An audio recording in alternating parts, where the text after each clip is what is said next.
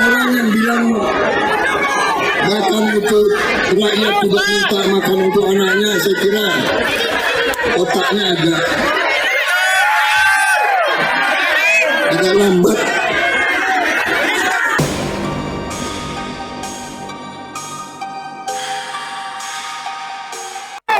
Karena ada yang mengatakan tidak penting itu makan siang untuk anak-anak. Katanya lebih penting internet.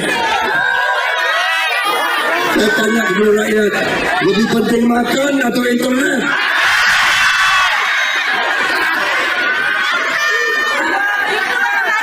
Orang yang bilang makan untuk rakyat tidak minta makan untuk anaknya, saya kira otaknya agak lambat. Kalau orang otaknya nggak jalan, ya jangan jadi pemimpin.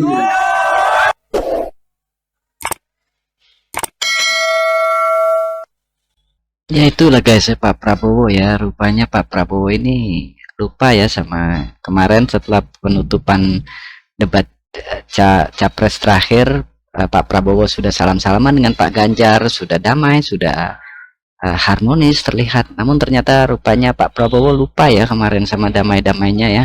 Dan dia lagi-lagi ke mode defaultnya, mode awal ya. Curhat-curhat lagi, nyindir-nyindir lagi, bahkan ngata-ngatain juga ya. Tadi Pak Ganjar dikatain lambat otaknya ya, dan kalau lambat jangan jadi pemimpin ya. Ini gimana gitu ya. Saya juga bingung ya, kemarin saya kira sudah tidak ada lagi seperti ini. Ternyata Pak Prabowo dimunculkan kembali curhat-curhat yang sebelumnya pernah dia lakukan ketika dia menyerang Pak Anies ya. Nah ini saya juga bingung ya, kenapa kok pemimpin ada yang seperti ini. Ngeri juga kalau kita mempunyai pemimpin seperti ini guys ya. Dia tidak melupakan kesalahan orang ya. Tuh ngeri juga nih guys sebenarnya guys.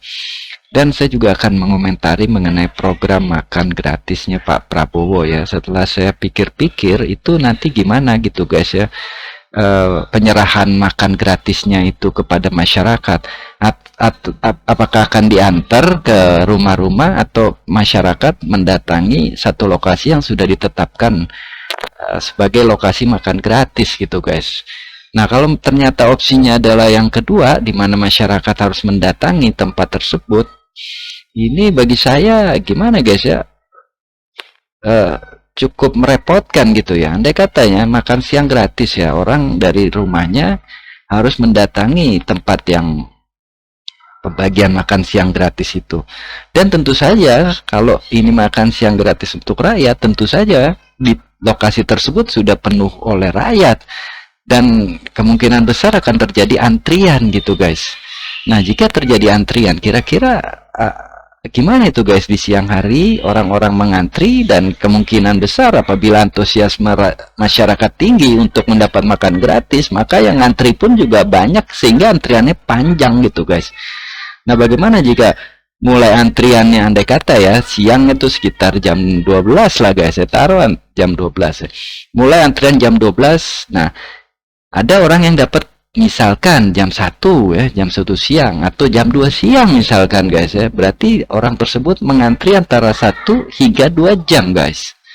Ya, itu menurut guys gimana gitu ya. Misalnya orang ini dari rumah lapar, jalan menuju lokasi itu sudah usaha ya. Bisa jadi lokasinya mungkin lumayan jauh dari tempatnya, dan ketika nyampe lokasi dia harus menunggu selama 1 jam guys, atau mungkin 2 jam, atau mungkin ya saya tidak tahu, mungkin bisa jadi lebih dari 3 jam gitu guys. Itu sudah berapa energi yang terkuras di tubuh orang tersebut guys. Nanti alih-alih untuk menambah energi dan protein, yang ada makan gratis yang didapat hari itu untuk menutupi energi yang dia habiskan dari rumah menuju lokasi dan ngantri ya. Jadi makan siang gratis itu untuk menutupi atau mengisi energi yang sudah dihabiskan orang tersebut dari rumahnya hingga menuju lokasi dan ngantri yang mungkin bisa setengah jam, 1 jam, 2 jam, 3 jam ya. Kita nggak tahu guys ya. Apabila antusiasme masyarakat itu tinggi untuk mendapat makan gratis, bisa jadi lokasi tempat penyaluran makan gratis itu akan oleh dan dipenuhi oleh masyarakat. Anda bisa bayangkan jika berjejal manusia panas-panasan ngantri, wah itu pengalaman yang pasti tidak menyenangkan buat masyarakat ya guys, dan hanya untuk mendapat sepiring nasi dan segelas susu guys.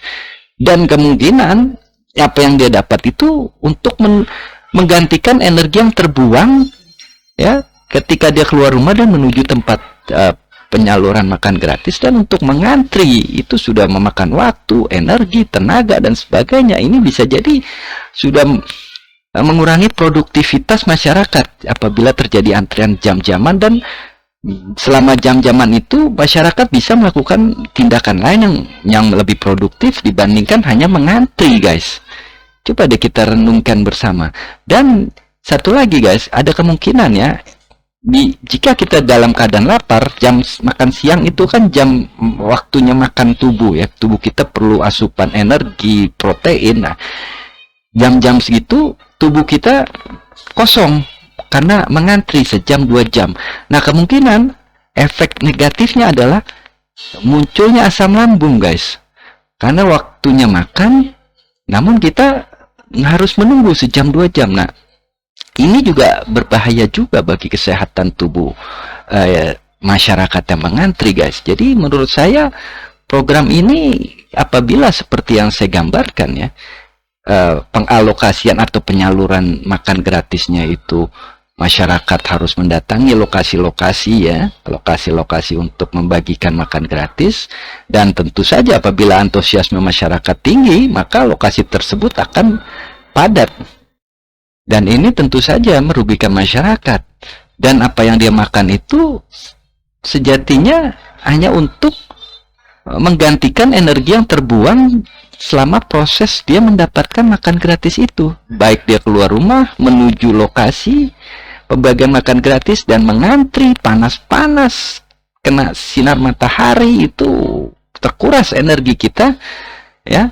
Dan ketika makan pun akhirnya untuk mengganti energi yang terbuang tadi. Dan selama mengantri sejam, 2 jam, 3 jam itu masyarakat aktivitasnya hanya mengantri. Sehingga menurunkan produktivitas masyarakat yang seharusnya dalam sejam 2 jam dia bisa melakukan pekerjaan yang produktif, akhirnya terjebak dalam antrian guys. Dan belum lagi efek yang negatif yang lain buat kesehatan, bisa terkena asam lambung. Ini menurut saya harusnya dipikirkan bagaimana solusinya apabila nanti Pak Prabowo dan Pak Gibran menjadi presiden dan benar melaksanakan program makan siang gratis. Harusnya dipikirkan hal-hal seperti ini mengenai pendistribusiannya, apakah mengantri atau bagaimana gitu. Karena jangan sampai alih-alih ingin mengisi perut masyarakat, yang ada malah menyusahkan masyarakat. Dan ini saya sangat prihatin gitu kalau apabila nantinya makan gratis hanya untuk mengisi energi yang terbuang dari rumah menuju makan gratis, lokasi makan gratis, kemudian mengantri. Ya belum lagi ada efek yang mungkin ada asam lambung dan sebagainya, dan juga mengurangi produktivitas masyarakat yang mengantri. Itu guys menurut saya. Dan kita juga pada kesempatan ini akan menampilkan ya tanggapan-tanggapan netizen mengenai program Pak Prabowo yang tentunya tidak setuju. Baik, kita saksikan langsung guys. Enakan juga makan di rumah ya. Mau lo makan ngantri gratis ntar 2024 makan gratis. Ntar lo ngantri jam 12 siang ya, asar baru bisa makan. Program geblek. Program masih makan gratis.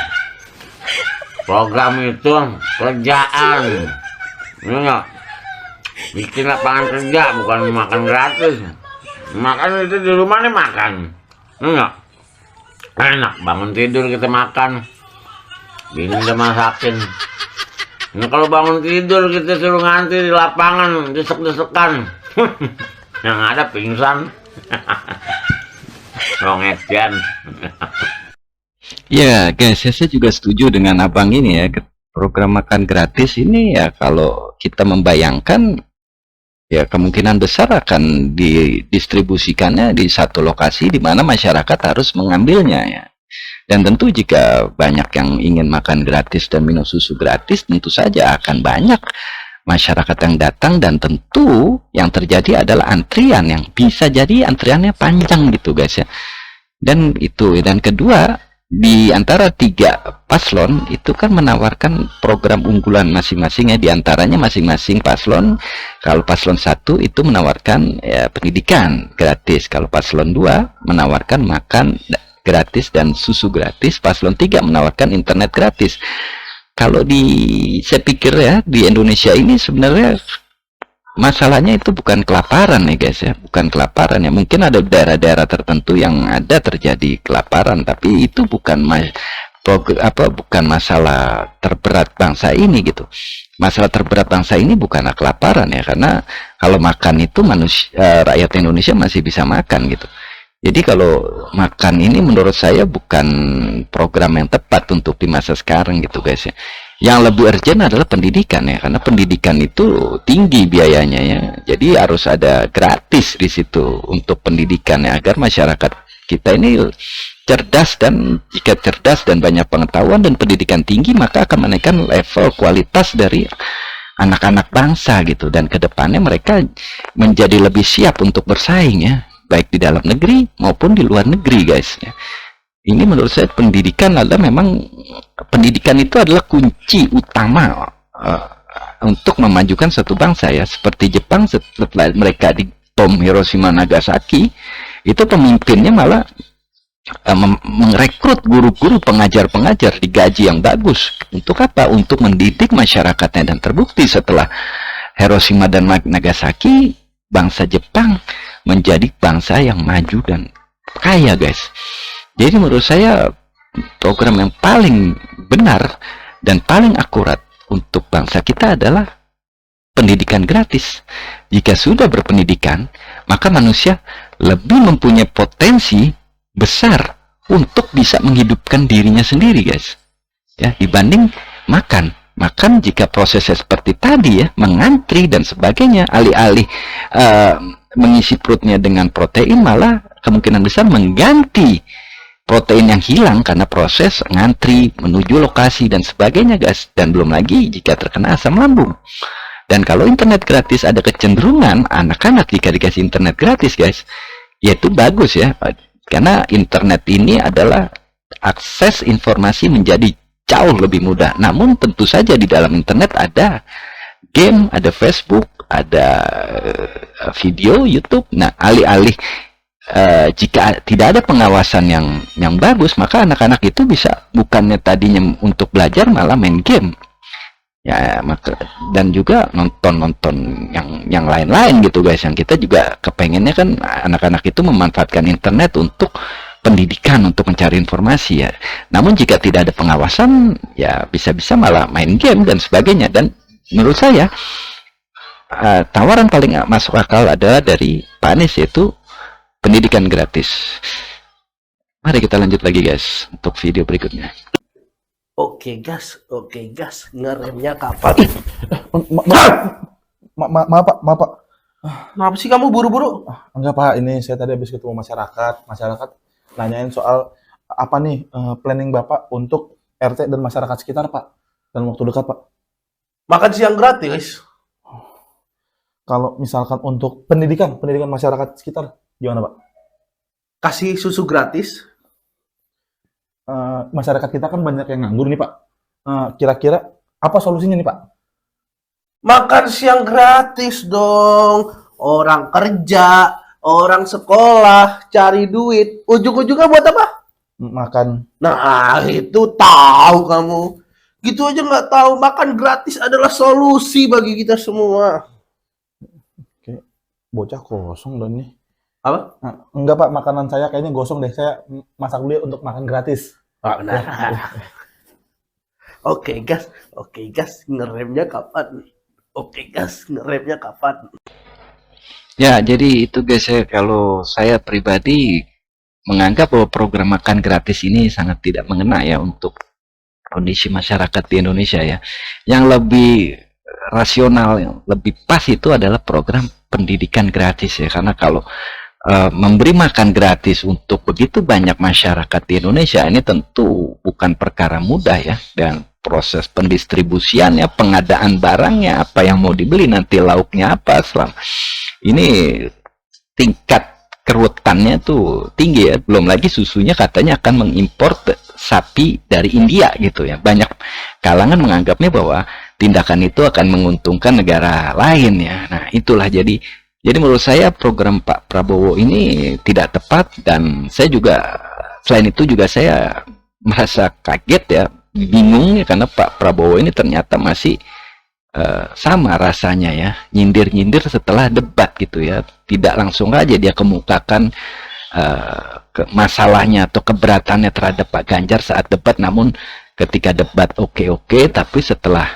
debat dia curhat-curhat lagi. Ini menurut saya pemimpin seperti ini ya, bagi saya pribadi ini mengerikan gitu guys. Berarti dia tuh tidak memaafkan ya, meskipun di depan kita memaafkan, tapi di belakang dia bercerita tentang masalahnya dengan kita. Ini apakah tidak bahaya tah?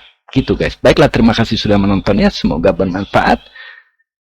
Dan demi Indonesia Jaya, jangan lupa tanggal 14 Februari kita coblos, apalagi sudah dijadikan hari libur oleh Pak Jokowi. Jadi jangan sia-siakan suara Anda demi bangsa kita ya, dan pilihlah pemimpin berdasarkan ide dan gagasan si paslon, bukan karena kasihan ataupun karena hal-hal lain yang tidak ada hubungannya dengan